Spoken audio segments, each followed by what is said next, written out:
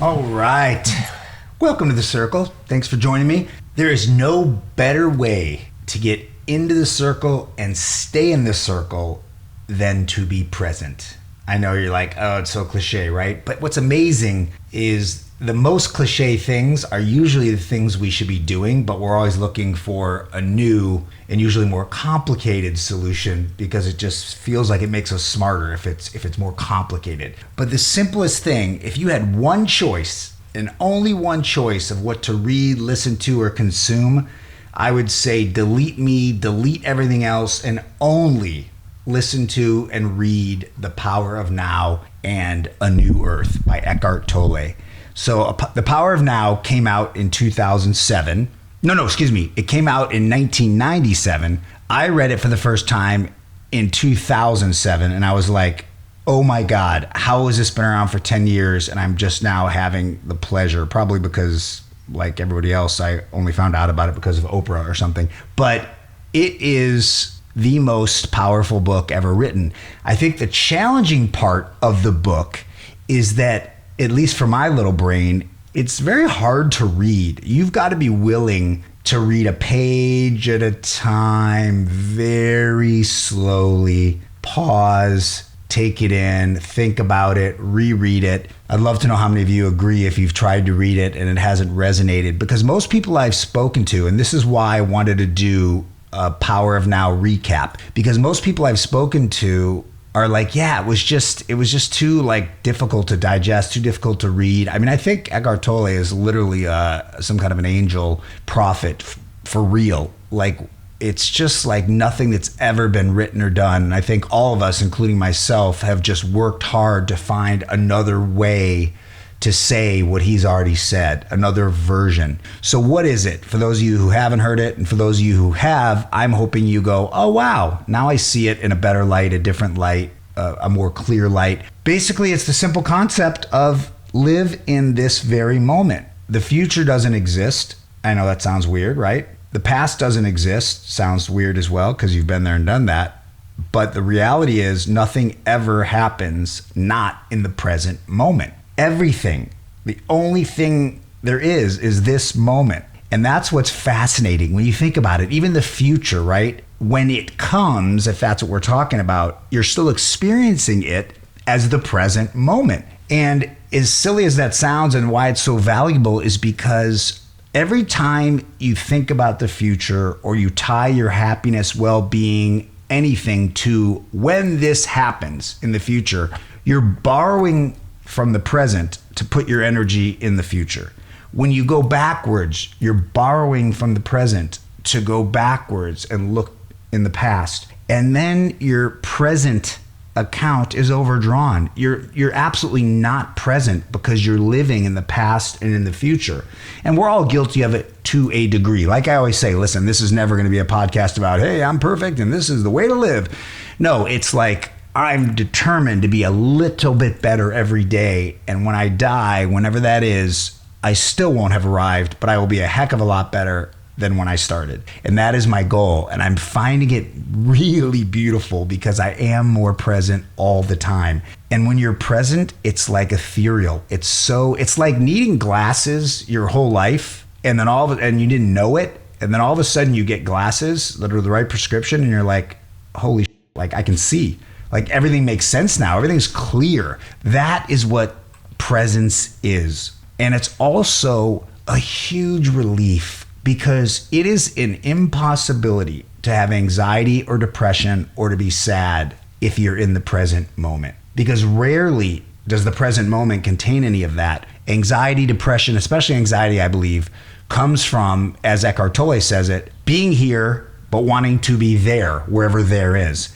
And the more you do that, the more anxious you'll become. And it falls right into, the circle of control and the storytelling I always talk about, right? Because if you're not in the present, you're basically storytelling. And listen, it's great to look backwards and glance and go, gosh, what a great time we had in Mexico. Or, oh, I'll never forget meeting my wife walking down Chestnut Street in San Francisco. Those are beautiful things. It's a moment where you just honor something that's happened and how you've gotten here, beautiful. The future, can't wait to go to Mexico. We're going to Mexico City this weekend. That's fun. I mean, half of vacation, right, is looking forward to it. So I'm not saying, and I don't think Eckhart Tolle is either, you shouldn't ever acknowledge, what he calls clock time. Clock time is how we all have to live. The world operates on time, right? So of course you have to schedule your haircut for tomorrow at 2. Yes, you have to have that, deliverable to the client or to your boss, whatever it may be, in 30 days.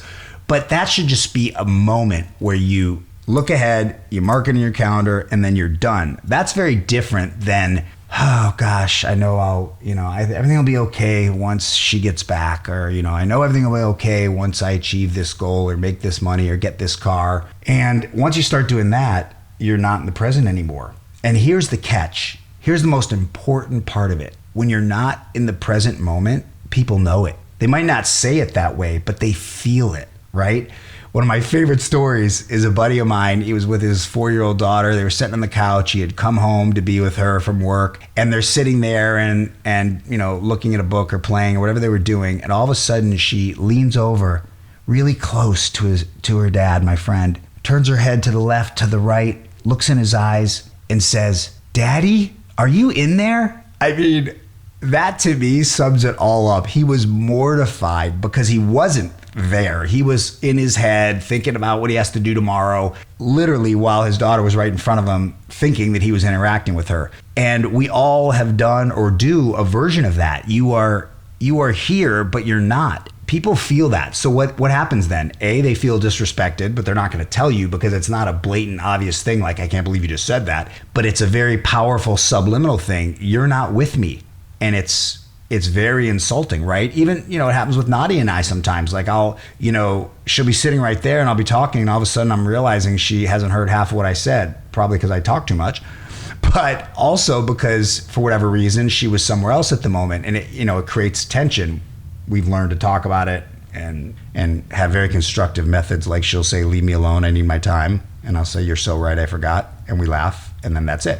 But if it's a client, a potential client, as a realtor, I always say, like, the client feels it when you're not present, and it's rude. You're waiting for your turn to talk, to pitch them on the house or get the listing or convince them on why this should be this and the house is okay, instead of being fully present, looking in their eyes, not as a technique and nodding, but actually really being there. And you don't even have to say a word and you get a different result because they feel it.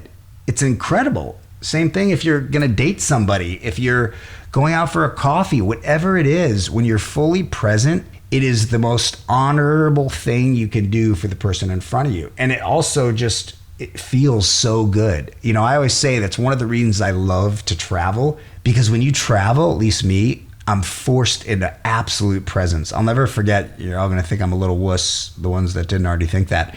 I was in this piazza in Italy and I literally had a tear in my eye because there was a moment where I was looking at the cobblestone street and really feeling like thousands of years of wear on these stones and these beautiful buildings, and looking at the people around me. And I was just so present that I was, almost, ready to cry. It was emotional because it was like, I'm here and I'm feeling it. And the scariest thing to me is that any of us, and unfortunately I think many of us, could go through our whole life waiting to live and realizing that you've missed the whole thing because you were never there. You were never present. And it might sound like an exaggeration, and maybe it is to a point, depending on the person and the situation, but I think it's very real. And what Eckhart Tolle talks about is being conscious or unconscious. Most of us go around being unconscious. When you're conscious, you're present. When you're unconscious, you're serving the ego. The ego wants you to be right. It wants you to not be in the moment. It wants you to be focused on getting stuff, and when getting stuff is your identity, he calls the ego, basically the ego is anytime you identify with form. I am a realtor. No, I'm not. I'm a human being. I do real estate. I am, a guy that drives a Ferrari.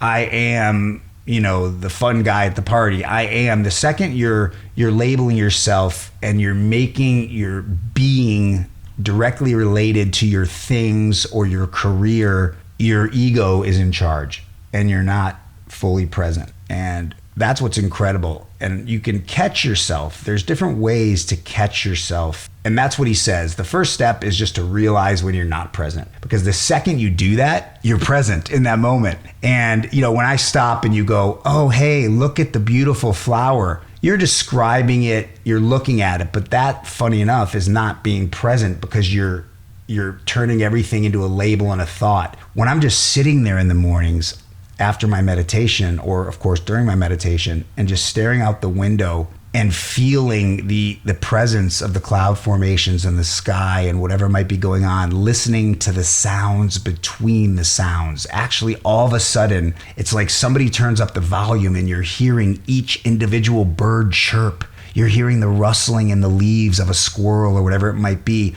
All of a sudden, it's like hi-fi surround sound, but it's just because you're present. But ways that you can figure out and catch yourself is as soon as you start saying when or as soon as or pointing to the past or future, you're not present. Being in victim mode, sorry, people hate me for that, I think sometimes when I say that, but I'm so passionate about it. I think, a lot of things happen in the world, but until we take accountability for everything, I even take accountability for the weather. I don't care. No matter what it is, I'm not going to blame anything else for my life situation, because then it's much harder to fix it. When you own everything and you don't have the energy to blame because you own it, all of a sudden you're just in solution mode and you become more present. So when you're in victim mode, when you're trying to be right, when you're acknowledging the future or the past as a contingency of your well-being, these are all things that tell you you're not being present. And that's when you can catch yourself and start working on it. And one of the things Eckhart Tolle talks about, which I think really worked for me in the beginning, and now I don't need it as much, but just focus on your breathing. It is almost impossible to not be present when you focus on the breath going in and out of your body. I start with my toes actually, and I pretend that the energy is coming up through my toes, through my legs, through my torso, and out the top of my head, cleansing me. It's like it comes in as white, clean air, if you will, and it purges out as gray air out of the top of my head. And when you focus on that, even if you're in line feeling a little agitated, why? Because you're here in line and you want to be there at the front of the line. You're not accepting reality, you're fighting it. That is not being present. I think that's one of the greatest examples is, being in traffic, being in line, you're just aggravated, even if it's very mild, because you're here and you want to be there. And that is one of the greatest ways to become present, is to just accept the moment as your reality. Like I have one of the tattoos, Amor, Fati, on my wrist, and it means the love of fate. But the translation for me, and as I understand it, is accepting everything as it is and actually being grateful for it, which sounds crazy, right? But like, even if something bad happens, you get a flat tire or worse, you get hurt, there's a reason for it. It's all part of the bigger picture. And if you fight it, oh, woe is me, now I'm late, now I missed my appointment, now I can't walk right because I'm in a cast. But there's always something that's going to come out of that. It's like that old fable. There's many versions of it, but there's this rancher and a horse wanders onto their property, this beautiful horse, and they can't figure out who owns it. And the neighbor's like, wow, you're so lucky to inherit that beautiful stallion. And the guy's like, maybe. And then his son is riding it and falls and breaks his arm because it bucks him off. And then the neighbor's like, wow, that darn horse. It's such a shame you have that horse. Now your son is in the hospital. He's like, maybe, and then his son isn't drafted for the army because he's got a broken arm. And the neighbor's like, wow, you're so lucky that he had that broken arm. Maybe, so you get the idea, but this too shall pass, good and bad. So to ever fight what's actually happening, i.e. the present moment, is just a complete waste of time and energy. It only drains you and affects your ability to bring joy in the moment. And that's the thing I'm most proud of. I truly love my life. I truly feel joyful almost always. And all these things are what's helped me do that, because I just accept everything as it is. When my wife and I were new in real estate and you lose a deal, it's like you talk about it, I can't believe this happened and that person did this and oh my God, and we worked so hard. That was 20 years ago, and I'm so proud of Nadia, especially because I've, been on this journey more intensely, but she's amazing because now, in the last 5 years, oh my gosh, something falls out, doesn't happen, doesn't even skip a beat. Because guess what? We accept it as what was meant to be. Again, if you can't change it, circle of control, let it go. And I'm in this very peaceful place that like the business I don't get wasn't mine to begin with. It wasn't meant to be. Just because I went on an appointment doesn't mean it's mine or should be mine. What I get is what's mine. And what I don't get is okay. It's meant for somebody else. And when you stop judging every moment, I call it being an injustice collector. When you're going around, I can't believe that person did that. I can't believe they're wearing that. I can't believe they're driving like that. I can't believe my boss. I can't believe my coworker. I can't believe my wife. It's exhausting. Try to make it through a day without judging one thing. It's really hard to do. Like just to look at another human being and take them in with no judgment. Try it next time you're at the grocery store or wherever. Just look them up and down, head to toe, take them in, and don't have a thought about them or judge in any way, shape, or form, or even go this far, now you can think I'm even more weird, and say, I love you in your head. Like I'll do that sometimes to strangers. I love you. And it immediately dissipates anything that you may have felt otherwise about. It's a great concept. Another little trick I do is, I can't remember where I read it or heard it, is take a huge deep breath in, and then as you exhale, smile. And it sounds so ridiculous. It's the funniest thing, but it's almost impossible to be agitated or frustrated when you do that. When you're smiling, you can't also be annoyed. That's a great technique. So the great thing about being present is, one, it saves you time. If you're only focusing on the person in front of you, the one thing you have to do in front of you, and you stop telling stories, all of a sudden you have a ton of time. It gives you instant peace. It gets rid of anxiety and depression. It makes your relationships better, your business better. You're a better listener, as we spoke of. It gets your ego under control, which will always be hard for us. So how to do it? Start by noticing when you're not, like we said. Second, you start telling a story. And I always say something once, fine. Say the same thing twice, you're now creating a story. Stay out of victim mode. When you're focusing outside the circle, you're not going to be present. So again, you can acknowledge, I can't believe this is happening in politics. It makes me sad. It really bums me out. But then let it go. Or go start a funding campaign or whatever you're going to do to make it better. But don't just complain about it, because then again, you're not accepting the moment. You're not in the moment. You're somewhere else. And then catching yourself whenever you're saying when and referring to the future or past.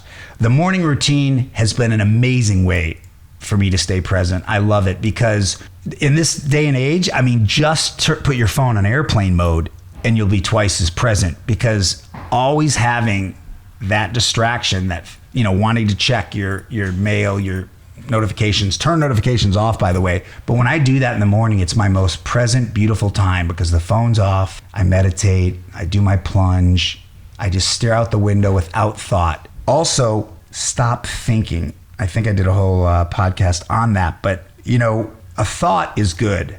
I'm going to call this client. I'm going to start writing a journal. Those are thoughts, and then you take action. Thinking is a terrible thing. And I know for a lot of you, you're gonna be like, what did he just say? Don't think. We're human beings. Thinking is what we do. But when you're thinking, you're unconscious, as Eckhart Tolle says. You're not conscious and you're not present, because when you're thinking, you're just, again, it's another version of storytelling. You're just spinning out, right? The difference is, I'm gonna make this piece of art, and then you just start making the art. Thinking is, well, if I do this art, I don't know if people are gonna like it. Is it the right colors? Should I really get a different color? I don't know if I like this color.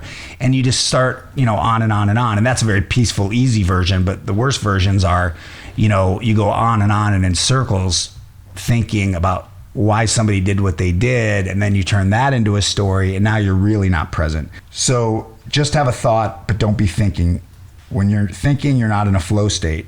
When you have a thought and you're taking action, you're in a flow state. And it's really, you're not present when you're resisting anything. So non-resistance is another way to catch yourself, and anytime you're identifying with form, with things, use things, don't let things use you. That's my moment on presence. I hope that helped. Eckhart is a genius. If you haven't read the book or listened to the audiobook, I highly recommend it. A New Earth was his second one, which is another version. And I'm telling you, you can re-listen and reread this, as I have, for 18 years now, and I still read something new. It still sinks in deeper in a different way. It's really a book for life that is worth highlighting, reading your highlights and rereading. Have a beautiful day. Be present. Enjoy life. Cheers.